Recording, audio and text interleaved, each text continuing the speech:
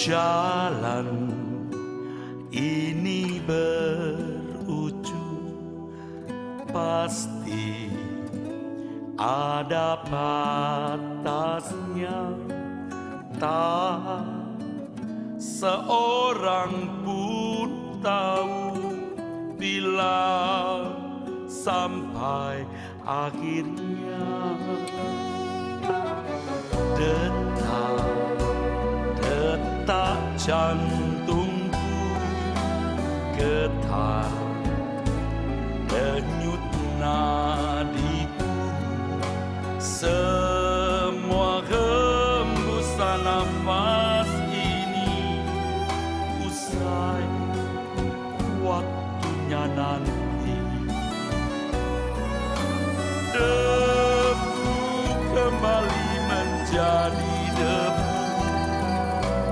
semua hayat insan kan berlalu. Tetapi sesuai janji firman-Nya, Dia bawa kita ke rumah Bapa.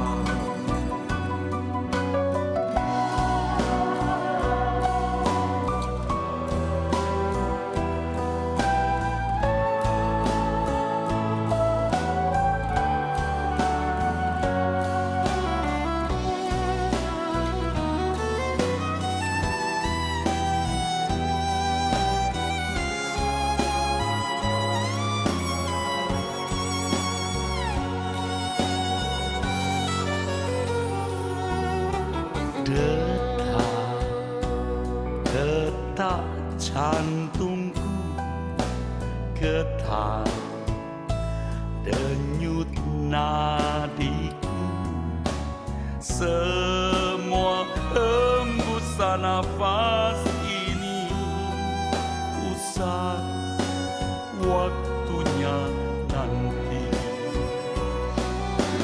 Debu kembali menjadi debu, semua hayat insan kan berlalu. Tetapi sesuai janji firman-Nya, Dia bawa kita ke rumah Bapa. Debu kembali menjadi debu, semua hayat insan kan berlalu. Tetapi sesuai janji firman-Nya, Dia bawa kita ke rumah Bapa.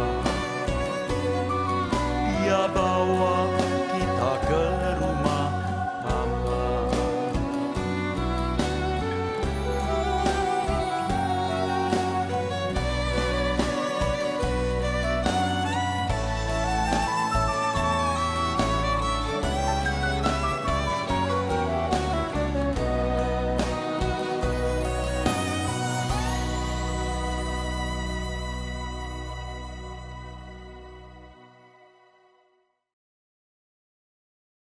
Shalom saudara sekalian, salam sejahtera dalam kasih Tuhan kita Yesus Kristus.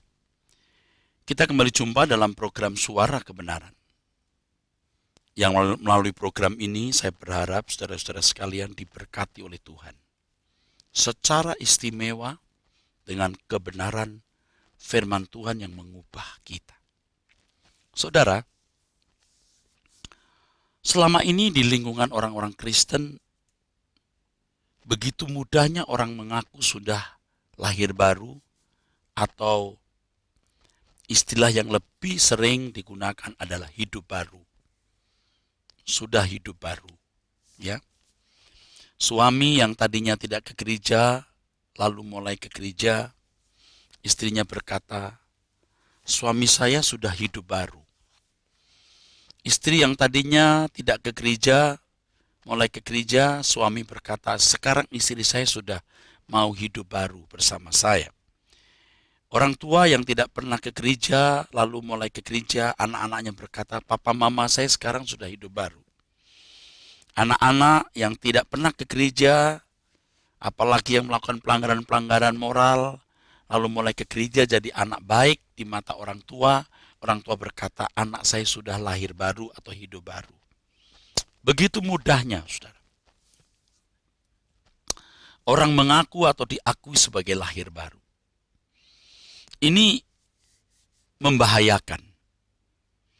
Sebab standar hidup baru yang salah, standar orang yang hidup baru yang keliru, itu bisa menyesatkan.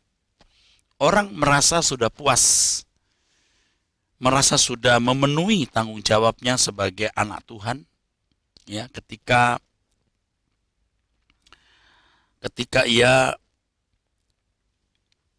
merasa atau diakui sudah lahir baru. Dan orang-orang yang merasa sudah lahir baru ini dan diakui sudah lahir baru, apalagi kalau yang mengakui ini pihak gereja seperti pendeta atau majelis, lalu mereka dilibatkan dalam kegiatan pelayanan gereja, maka orang-orang ini akan makin merasa bahwa sungguh-sungguh dirinya telah lahir baru. Padahal belum.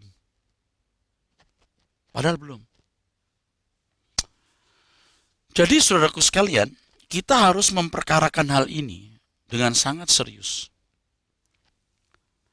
Apa ciri orang yang benar-benar mengalami kelahiran baru? Orang yang mengalami kelahiran baru itu, saudaraku, orang yang pasti memiliki ciri-ciri yang sangat jelas. Sangat jelas. Bisa dirasakan sendiri oleh orang itu. Pasti dia merasa aku berbeda. Aku berubah, aku berbeda. Dalam verifikasi Roh Kudus, sebab tidak boleh dia mengatakan dirinya berubah dengan standar yang salah, harus standar Tuhan. Dan orang lain pasti juga menemukan perbedaan yang sangat tajam. Orang yang lahir baru itu, saudaraku, orang yang pasti mulai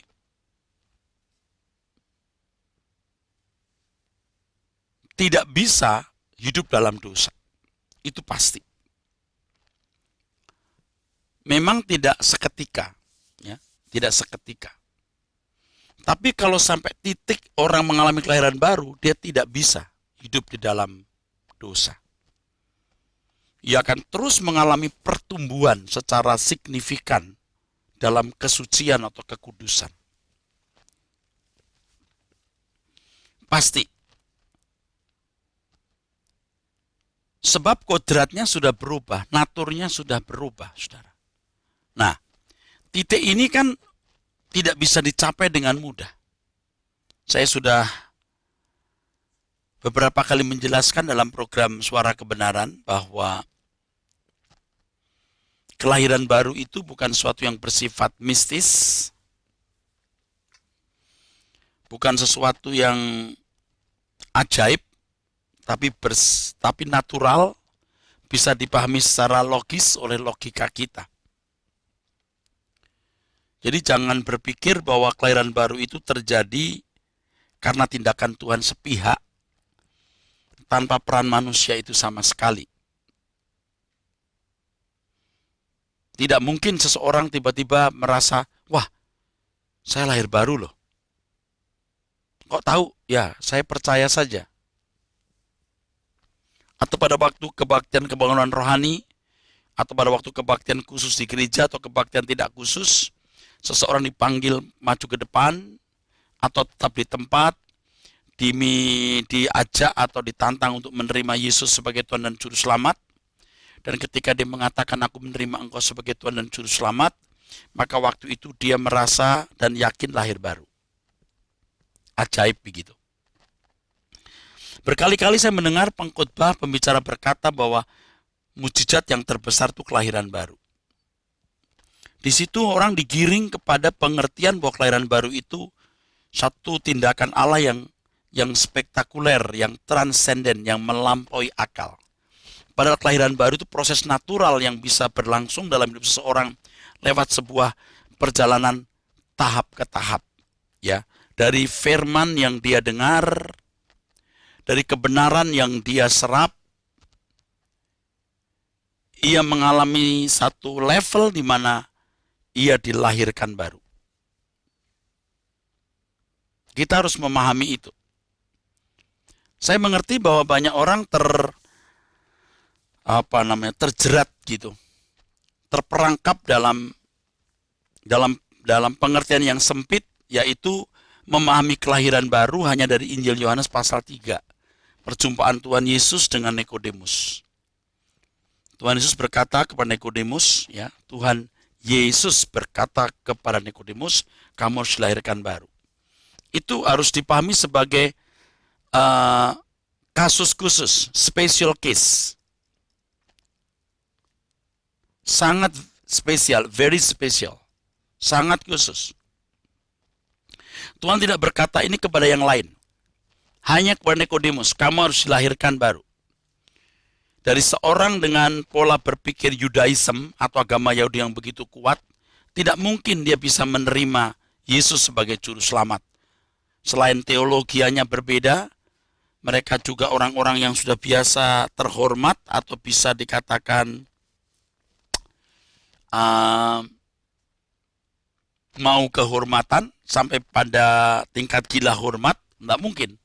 Tuhan berkata kalau seseorang masih mencari kehormatan, ia tidak dapat menjadi orang percaya. Nah, Nikodemus harus diubah. Dan itu tidak bisa dalam satu hari berubah, saudaraku.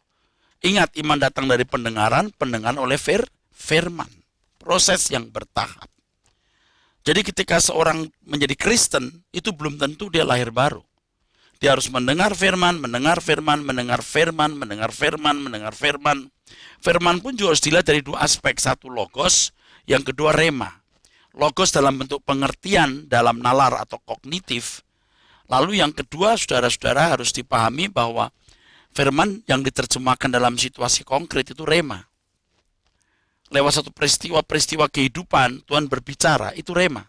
Dan itu yang membuka peluang, itu yang memberi kesempatan seseorang mengalami kelahiran baru.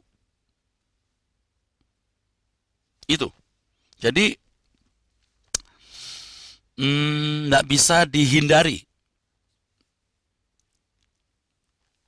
Seseorang mengalami kelahiran baru dari proses itu, saudara. Jadi jangan berpikir bahwa orang bisa mengalami kelahiran baru secara ajaib. Kalau orang menerima Yesus sebagai Tuhan dan Juru Selamat pada waktu kebaktian kebangunan rohani atau pada waktu seseorang menginjili orang lain, itu belum tentu lahir baru. Itu bisa pertobatan. Pertobatan dengan kelahiran baru itu beda. Dari pertobatan, dan Anda harus tahu bahwa pertobatan Kristen bukan hanya perubahan moral dari berjudi tidak berjudi. Itu harus, itu mesti. Tapi dari cara berpikir yang salah ke cara berpikir yang baru. Lewat akumulasi pertobatan atau pembaharuan pikiran yang terus-menerus sampai pada titik di mana dia tidak akan balik. Kalau saya sejajarkan dengan fenomena di masyarakat, ketika seseorang di brainwash, ya, cuci otaknya, ada brainwash, ada cuci otak, ya, ada di brainwash oleh satu indoktrinasi melalui internet saja, sampai pada level tertentu dia bisa meninggalkan rumah, meninggalkan orang tua, meninggalkan pendidikan untuk ikut dalam satu gerakan tertentu. Dia di brainwash sampai titik tidak balik. Sampai orang tua pun tidak dihargai. Sampai tidak mengingini lagi hidup wajar. Itu seperti lahir baru. Lahir baru secara negatif. Artinya, kalau seorang di brainwash untuk menjadi seorang teroris, sampai dia tidak takut mati. Sampai menjadi kebanggaan kalau mati demi yang diyakini sebagai kebenaran. Nah, orang percaya harus di brainwash lewat kebenaran terus-menerus. Sampai pada level di mana dia tidak bisa balik lagi. Point of no return. Titik tidak balik. Dia bablas terus, dia terus tidak pernah dia balik. Ini hal yang sangat prinsip yang terjadi dalam hidup orang percaya. Sangat prinsip. Dari proses inilah seseorang mengalami kelahiran baru. Dilahirkan oleh Allah maksud saya, sama. Dan pada titik itu dia sudah sulit lagi berbuat dosa. Sudah sulit. Sampai dalam pertumbuhannya dia tidak bisa berbuat dosa. Saya percaya, dan ini pasti sebuah keniscayaan, bahwa orang percaya itu bisa sempurna seperti Bapa. Karena Tuhan Yesus yang berkata, kamu harus sempurna. Sempurna seperti Bapa di sini bukan berarti kita satu level dengan Allah Bapa. Tetapi kita bisa mengerti apapun yang Bapa kehendaki. Sehingga apa yang kita pikirkan, apa yang kita ucapkan, apa yang kita lakukan selalu sesuai dengan pikiran dan perasaan Allah. Selalu sesuai dengan pikiran dan perasaan Tuhan. Ini yang penting. Selalu sesuai dengan pikiran dan perasaan Tuhan. Ini yang penting. Nah, ini ciri orang yang mengalami kelahiran baru atau dilahirkan oleh Allah. Oleh sebab itu, saudara-saudara sekalian, jangan anggap ringan atau remeh hal ini. Nah, banyak orang Kristen yang memiliki pengalaman-pengalaman seakan-akan dia sudah mengalami kelahiran baru. Tahun sekian di kebaktian kebangunan rohani, tahun sekian di waktu kebaktian pembinaan iman atau apapun namanya, lalu mengambil keputusan menerima Yesus sebagai Tuhan dan Juru Selamat, atau punya komitmen untuk ikut Tuhan. Dia tetap beragama Kristen tapi tidak mengalami proses mengenakan divine nature. Ya, tidak mengenakan divine nature, tidak mengenakan kodrat ilahi. Jadi orang-orang seperti ini merasa sudah ada di standar orang percaya yang lahir baru, padahal belum. Kalau mereka diakui oleh sesamanya sebagai lahir baru, apalagi dilegalisir oleh gereja sebagai orang yang lahir baru, memang tidak dikatakan secara langsung bahwa seseorang dilegalisir lahir baru oleh gereja. Tetapi ketika gereja memberikan kepercayaan pelayanan, gereja memberikan tanggung jawab dan tugas kegiatan pelayanan, mereka merasa bahwa mereka pantas menerima itu karena sudah lahir baru.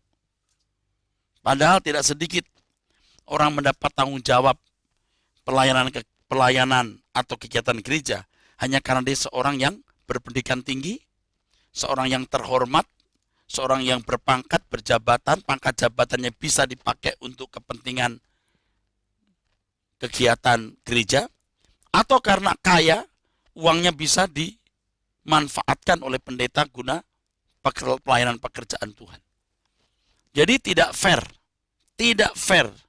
dan tidak benar. Orang-orang seperti ini mengajarkan kepada orang lain juga hal yang sama. Seperti dirinya diakui oleh sesamanya sebagai lahir baru, sesamanya di sini maksudnya masyarakat gereja, seperti dirinya dilegalisir oleh gereja telah lahir baru, dia juga melegalisir atau mengakui atau mensahkan orang lain sudah lahir baru. Padahal dia tidak tahu apa itu lahir baru atau dilahirkan oleh Allah. Jadi bukan tidak mungkin ada jemaat-jemaat yang belum lahir baru atau belum dilahirkan oleh Allah merasa sudah dilahirkan oleh Allah. Bukan tidak mungkin ada aktivis-aktivis jemaat, majelis-majelis gereja yang belum lahir baru, belum dilahirkan oleh Allah, merasa sudah dilahirkan oleh Allah. Jadi bukan tidak mungkin, saudaraku, ada orang-orang yang mengambil bagian dalam kegiatan pelayanan gereja secara full timer, entah sebagai satu pelayan di gereja dengan tugas tertentu, atau bahkan menjadi pendeta, tapi sebenarnya belum lahir baru. Setelah saya menyadari hal ini, saudaraku, saya melihat bahwa memang kelahiran baru itu misteri. Jadi kita tidak pernah tahu kapan kita mengalami kelahiran baru, tepat waktunya. Tetapi kita akan menyadari, saudaraku, bahwa kita sudah lahir baru. Yaitu ketika kita merasa bahwa kita sudah tidak bisa lagi berbuat salah. Melihat perbuatan salah yang dulu menjadi kesukaan, ya, yang dulu kita lakukan dan kita menikmatinya, sekarang menjadi menjijikkan. Kita tidak bisa lagi berbuat hal itu, walaupun kemungkinan salah masih bisa. Nah, dengan proses seperti ini, kita juga bisa melihat orang-orang lain tanpa bermaksud menghakimi. Firman Tuhan mengatakan orang duniawi, ya, itu tidak bisa menilai orang rohani. Tidak bisa. Tapi orang yang rohani dalam konteks ini, dalam konteks bahasan saya, ya, saya samakan dengan orang yang sungguh-sungguh telah lahir baru. Dia bisa menilai orang duniawi.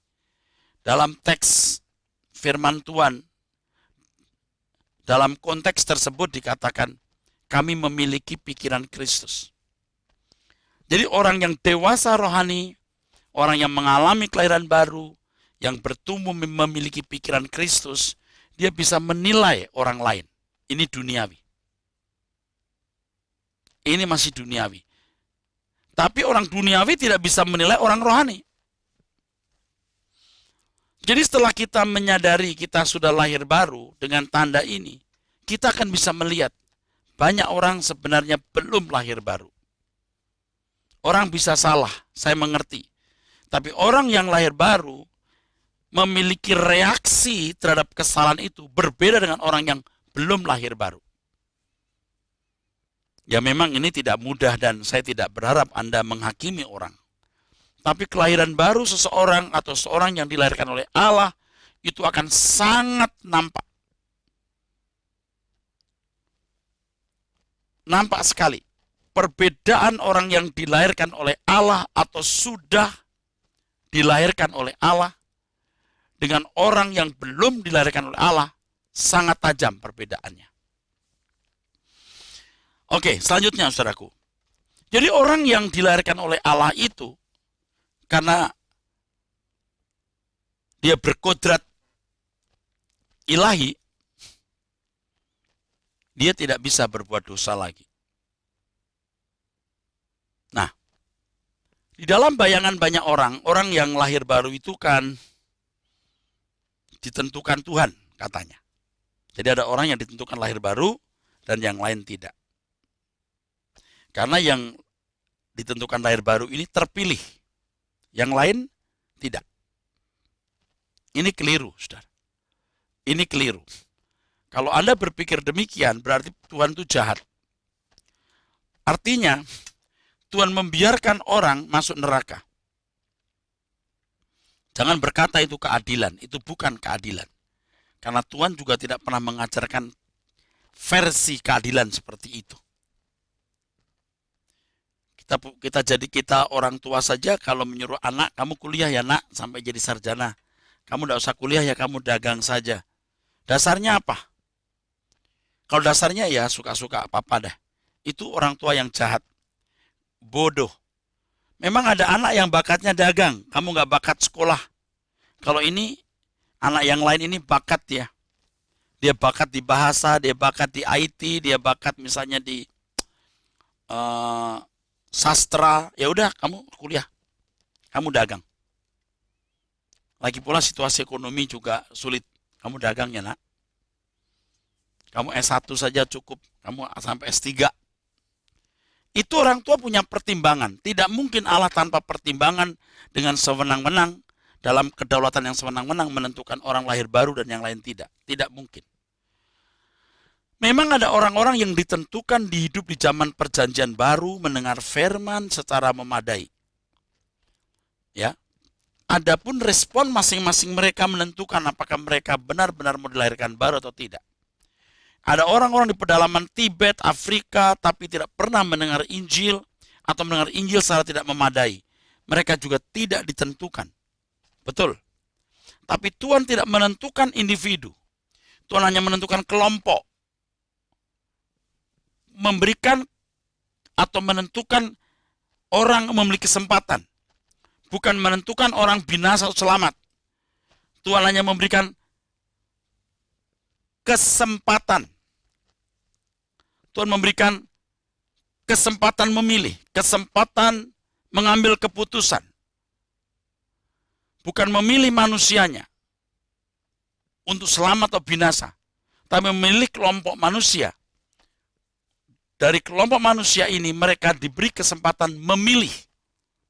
Nah, orang-orang yang meresponi firman secara benar, ini misteri kehidupan masing-masing individu. Artinya saya tidak bisa baca hatimu, engkau tidak bisa baca hatiku. Tuhan memberikan kesempatan bagaimana orang meresponi kesempatan itu. Ke gereja atau sekedar jalan-jalan ke mall. Bangun, berdoa, baca Alkitab, atau bangun siang-siang. Itu mengakumulasi orang untuk menentukan takdirnya. Orang-orang yang memilih ke gereja, datang ke PA, bangun pagi, doa, baca Alkitab, terus dia mengakumulasi kebenaran yang mentobatkan dirinya. Ingat, pertobatan itu pembaruan pikiran, bukan sekedar perubahan moral secara umum. Nah, dari proses keputusan demi keputusan inilah seseorang sampai pada level kelahiran baru. Dari level inilah seseorang pada tingkat tidak bisa berbuat dosa lagi. Dia akan terganggu kalau dia berbuat dosa. Dia akan sangat terganggu kalau dia berbuat salah. Dia akan berjuang untuk tidak berbuat salah. Dia akan berjuang untuk hidup suci. Dia akan berjuang terus untuk makin sempurna seperti Bapa di surga. Nah, ini kesuciannya akan makin kelihatan. Oh, tidak bisa tidak. Dia akan memancarkan kesucian. Dia akan memancarkan kekudusan. Wah, luar biasa. Orang kan sadar, aku udah gak suka nih berbuat ini. Aku gak betah nih punya kesalahan ini. Bahkan sampai kepada dosa-dosa kecil terselubung akan begitu nampak dan nyata. Sehingga dia akan sibuk, asik menekuni dirinya. Bagaimana makin menjadi seorang yang berkepribadian seperti Kristus.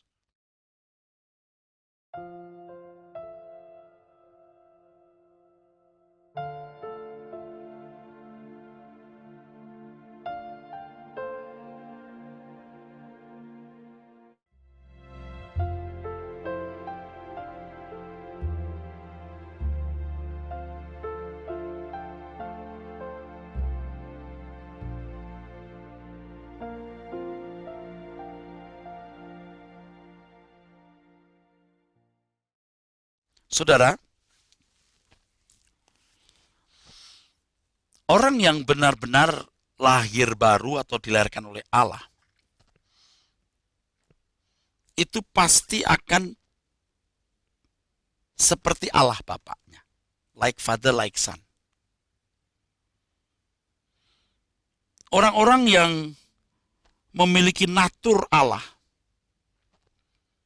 atau kodrat Allah yang tidak bisa dikompromikan dengan dosa. Dosa di sini bukan hanya pelanggaran moral umum seperti membunuh, berzina, mencuri. Ini tidak lagi bicara di area pelanggaran moral umum. Ini bicara mengenai seorang yang memiliki standar kesucian Allah. Kalau agama seperti agama Yahudi, hukumnya itu Taurat. Torah is my law. Tuhan hukumku. Torah is my law. Tetapi bagi orang Kristen, bukan. Jangan heran kalau di Alkitab kita tidak menemukan tuntunan secara terperinci, sistematis, yang membahas perilaku kesehari-harian manusia. Sebab hukumnya bukan seperti hukum-hukum agama pada umumnya, yang mereka kenal sebagai ilmu agama. Bicara soal ilmu agama, bicara soal hukum-hukum dan peraturan. Tekanannya maksudnya, selain banyak hal lagi tentunya. Tetapi dalam kekristenan, bukan hukum yang tertulis yang menjadi hukum hidupnya. Ya, the law is the way of life. The way of my life. The law. Tapi kekristenan, the Lord is my law. Ya, God's will, the will of God is my law. The way of my life. Tuhan adalah hukumku. Tuhan adalah jalan tuntunan hidupku, pikiran dan perasaannya. Jadi ini sangat berbeda. Berbeda. Sangat berbeda dengan agama. Berbeda sekali. Nah, orang-orang Kristen yang tidak mengenal kebenaran, mereka berusaha berbuat baik berdasarkan hukum-hukum dan memang bisa menjadi baik. Bahkan mungkin ya saudara tanpa berusaha, karena memang dilahirkan dalam lingkungan keluarga yang baik, dalam lingkungan pergaulan yang baik, dia telah terbimbing menjadi orang baik. Tidak mungkin membunuh, tidak mungkin mencuri, tidak mungkin berzina. Lingkungan telah mencetak dirinya, telah membentuk, ya, sampai dalam bentuk yang ya dengan teguh, firmly, teguh, kokoh. Tidak bisa diubah. Jadi orang benar-benar baik. Agama bisa melakukan hal itu. Tetapi kekristenan tidak cukup demikian. Tentu secara moral umum harus sudah baik. Tetapi kekristenan mengajarkan kita untuk memiliki kemampuan mengerti kehendak Allah. Mengerti apa yang Allah kehendaki, mengerti apa yang Allah mau, sehingga segala sesuatu yang kita lakukan selalu sesuai dengan pikiran dan perasaan Tuhan. Sayang sekali, saudaraku sekalian, banyak orang Kristen yang tidak mengerti atau tidak mau mengerti hal ini. Pokoknya merasa diri sudah baik, dia merasa sudah puas dengan dengan moral yang dia miliki, apalagi kalau sudah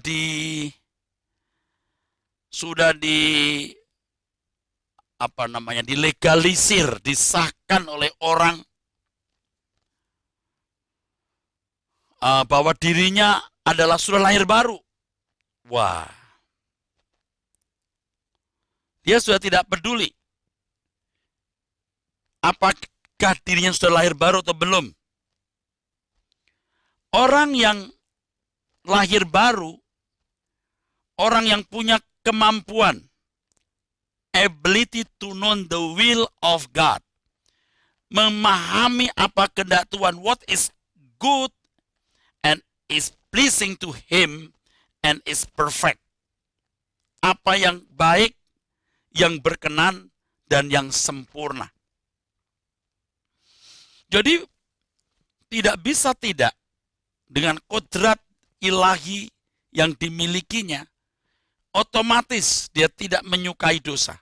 Otomatis, bukan hanya pelanggaran umum, tetapi dia mengerti, knowing the will of God, mengerti apa yang dikehendaki Allah, what is good and is pleasing to Him, to God, and is perfect.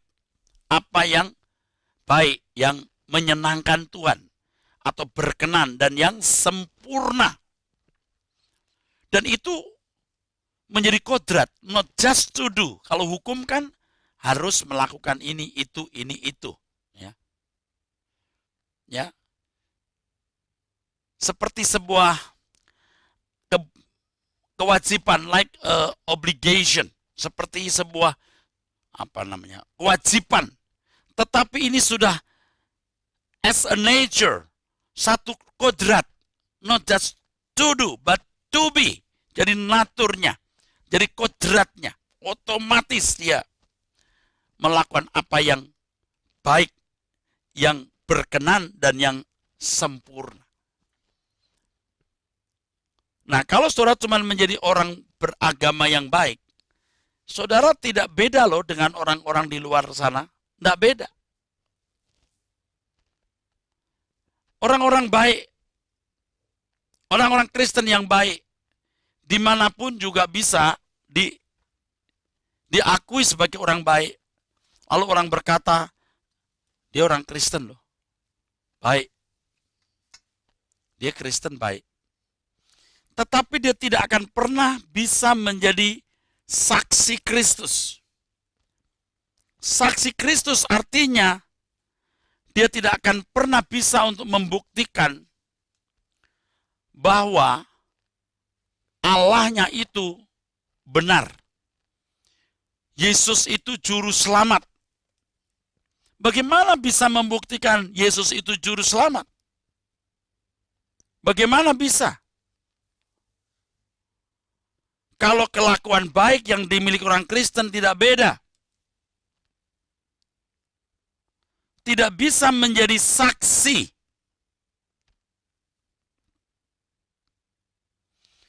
Orang Kristen mesti jadi saksi-saksi. Sampai ke ujung bumi.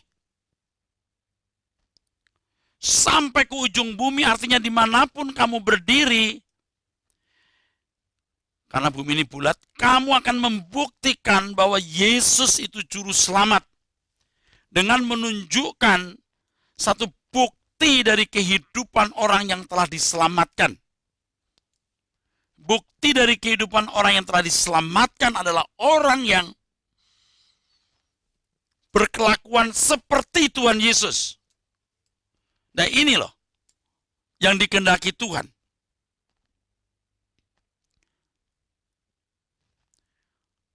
Tuhan berkata, kamu akan menjadi saksiku. Artinya kamu harus mengalami kelahiran baru yang tidak dialami, yang tidak bisa dialami oleh siapapun di luar anugerah keselamatan dalam Yesus Kristus. Ini hanya bisa terjadi atas kamu yang mengenal korban Tuhan Yesus di kayu salib, yang menerimanya, sehingga kepada kamu diberi meterai Roh Kudus. Dan Roh Kudus akan menuntun orang percaya kepada segala kebenaran. Dan kepada orang-orang ini Tuhan berkata, you will be my witnesses till to the ends of the earth. Sampai di ujung dunia, kamu akan menjadi saksiku. Ini nilai. Kalau pakai kalimat orang dagang, ini jualannya. Tidak ada yang lebih bernilai dari ini. Kesempatan untuk bisa mengenakan kodrat ilahi. Itu hanya melalui korban Tuhan Yesus Kristus. Roh Kudus dimeteraikan. Lalu firman secara memadai dia dengar. Baik firman secara logos, yaitu dalam pemahaman kognitif di pikiran, maupun firman yang diterjemahkan secara konkret dalam pengalaman hidup setiap hari. Karena Allah bekerja dalam segala sesuatu, mendatangkan kebaikan bagi orang yang mengasihi Tuhan. Di situ orang mengalami born again. Orang baru mengalami apa yang disebut dilahirkan oleh Allah. Ini satu peristiwa yang sangat luar biasa, saudaraku sekalian. Ya, yang tidak dilahirkan oleh manusia, tidak dilahirkan oleh keinginan laki-laki. Jadi menjadi anak-anak Allah. Jadi God Himself is their Father. Hanya Tuhan sendiri yang jadi Allahnya. Karena kodrat Allah Bapa diberikan. Ini inti dari kekristenan. Tidak pernah ditemukan dimanapun. Jadi kalau orang di luar gereja, terutama agama-agama samawi seperti agama Yahudi yang percaya adanya Allah yang esa, memandang orang Kristen itu bisa benci. Jadi mereka memandang orang Kristen itu aneh, lucu.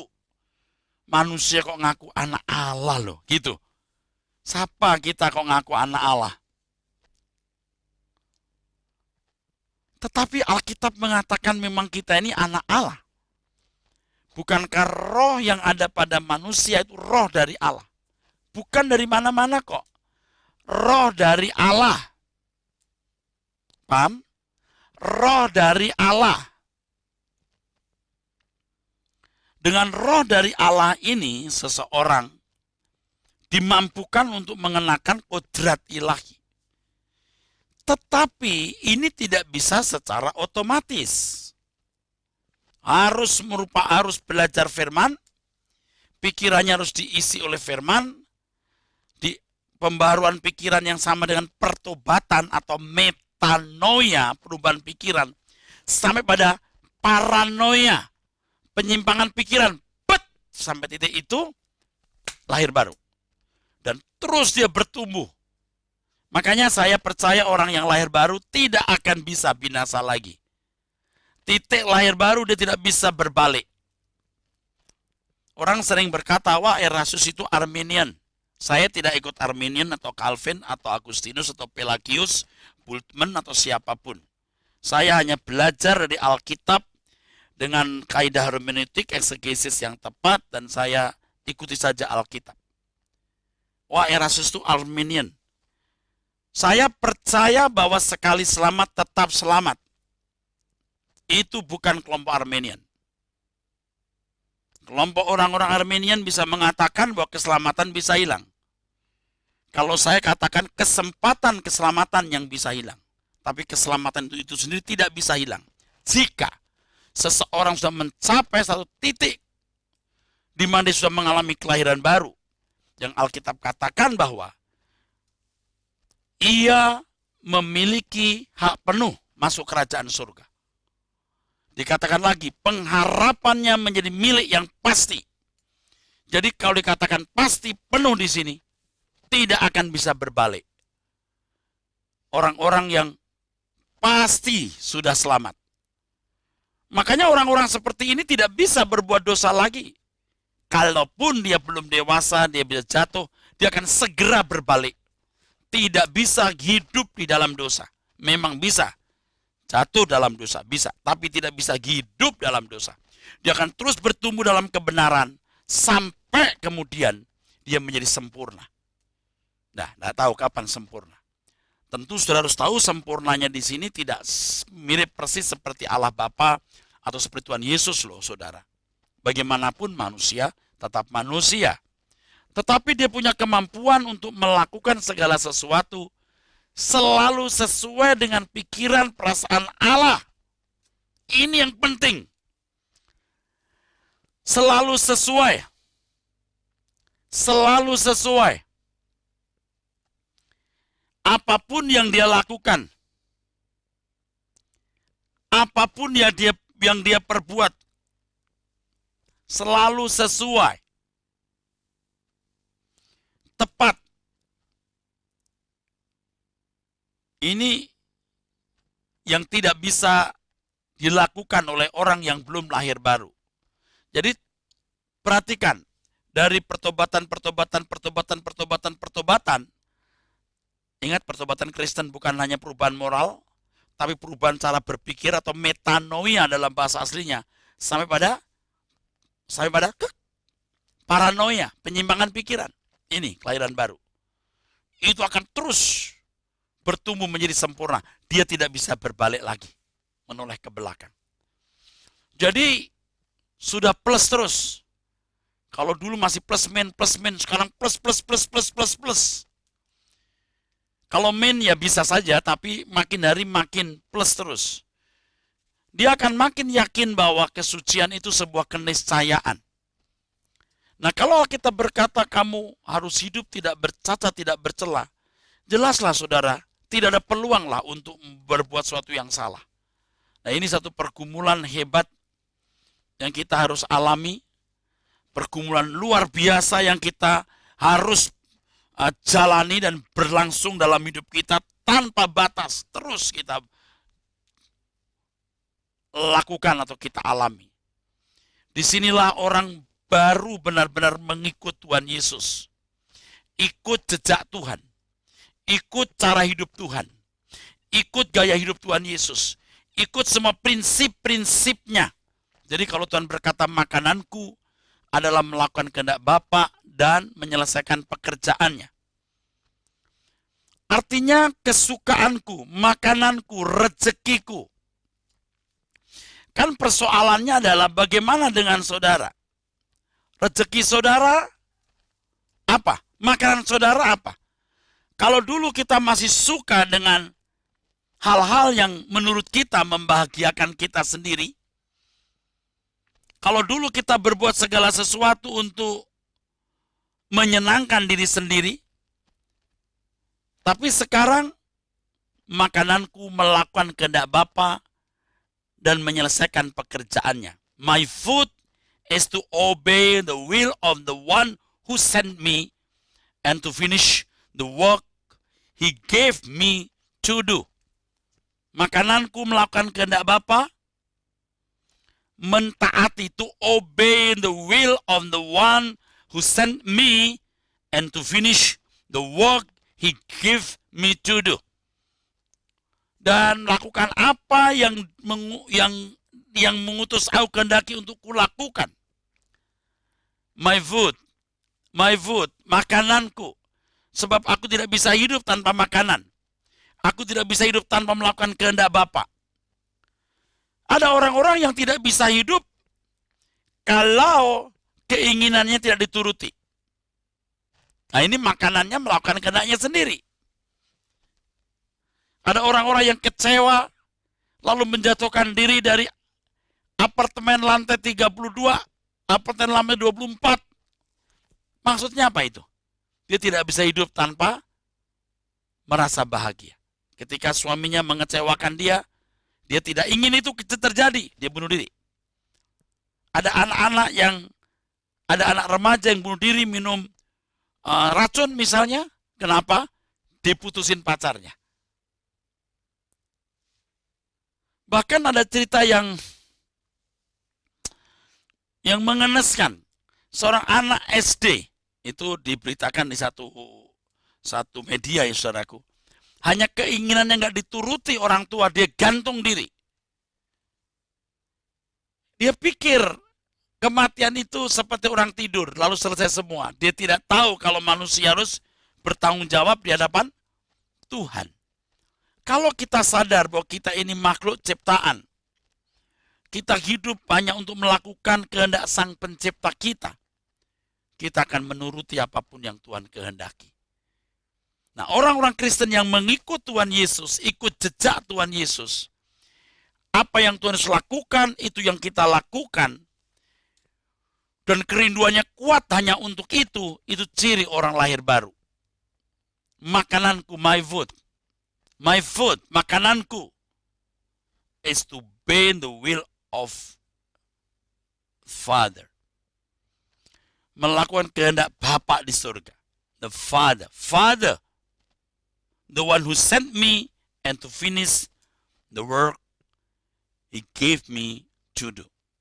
Bapak, Ibu, saudaraku sekalian, kasih-kasih dalam Yesus Kristus.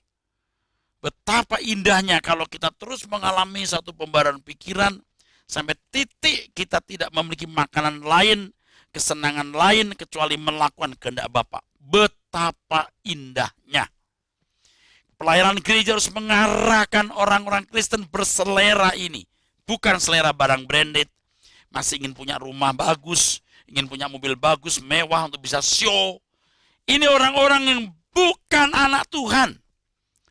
Yang mau show, mau dihormati orang, itu bukan anak Tuhan. Kalau bukan anak Tuhan, you tanya, anak siapa? Emangnya ada anak bukan Tuhan juga bukan anak setan? Anak siapa? Nggak jelas. Hanya satu di antara dua opsi, anak Tuhan atau bukan. Kalau bukan anak Tuhan, ya ada jawab sendiri, anak siapa? Ketika orang mengingini dunia ini sama dengan menyembah iblis. Tapi orang yang mengingini kehendak Allah untuk dilakukan dalam hidupnya, itu anak-anak Allah. Makanya pembaruan pikiran lewat firman yang murni yang disampaikan oleh seorang hamba Tuhan di mimbar gereja. Itu mengakumulasi pengertian, menumpuk pengertian, sampai tingkat dia mengalami kelahiran baru. So natural, easy to know, logic. Itu gampang dimengerti. Bukan secara ajaib, imajinasi, fantasi, percaya, sudah lahir baru. Christianity is not religion, but the way of life. Bukan sekedar agama, tapi jalan hidup. Harus dialami. Oleh sebab itu berulang-ulang saya mengatakan dan saya akan terus mengatakan bahwa kekristenan itu jalan hidup. Jangan merasa apa yang kamu yakini itu banyak imajinasi dan fantasi. Tetapi rasakan apa yang kamu alami.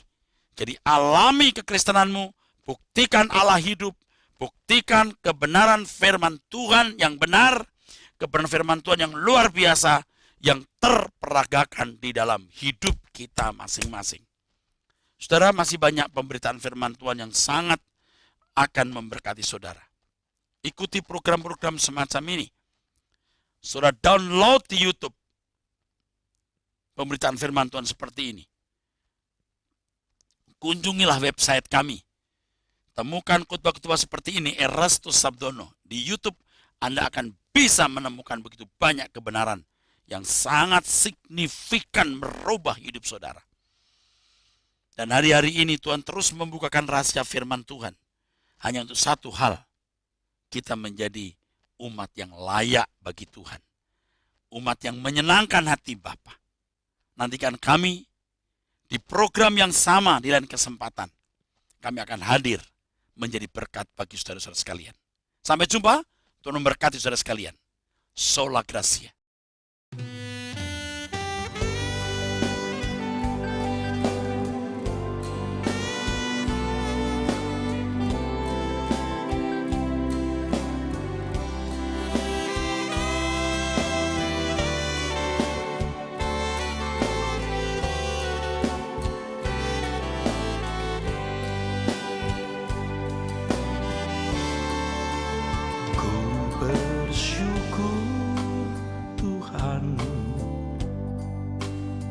Kepadamu karena kasih setia yang Kau beri padaku, aku ada ini karena kebaikan perlindungan Bapa ku alami selalu. Telah banyak yang Kau perbuat di sepanjang hari-hari hidupku, melewati lembah kelam, tingginya gunung perkebunan. Tak pernah Engkau tinggalkan, tak pernah Engkau lupakan aku. Sampai ku masuk rumahmu, kau tetap setia pegang tanganku.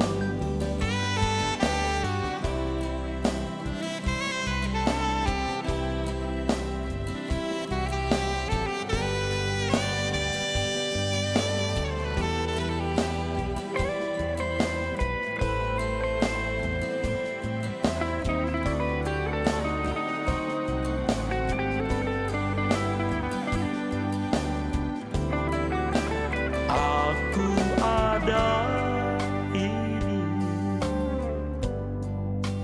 karena kebaikanmu, perlindungan Bapa ku alami selalu.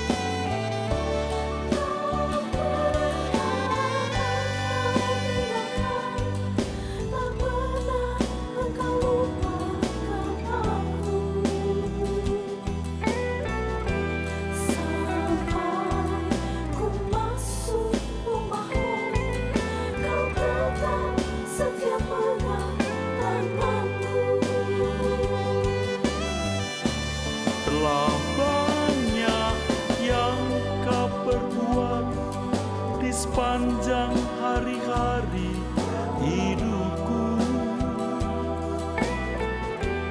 melewati lembah kelam, tingginya gunung pergumulanku.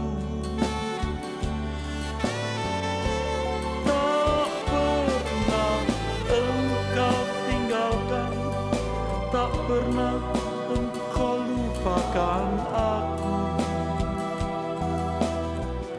Sampai ku masuk rumahmu, kau tetap setia pegang tanganku.